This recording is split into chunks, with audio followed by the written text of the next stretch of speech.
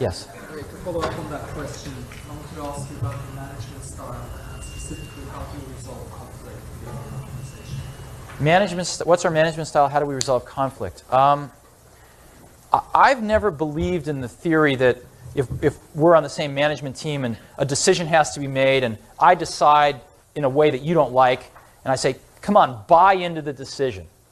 You know, buy into it. We're all on the same team. You don't agree, but buy into it. Let's go make it happen. Because what happens is sooner or later, you're paying somebody to do what they think is right. But then you're trying to get them to do what they think isn't right.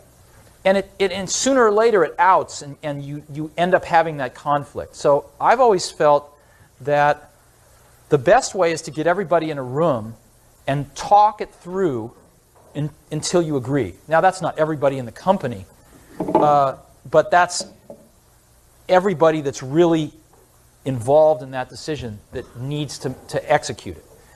And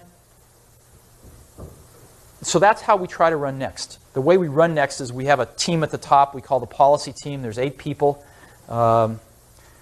Mike is on it. I'm on it. We have 6 other people on it. And the key to, we have 2 things we try to do. One is we try to differentiate between the really important decisions and the ones that we don't have to make. And the really important ones, we work on it till we all agree. Because we're paying people to tell us what to do. In other words, I don't view that we pay people to do things.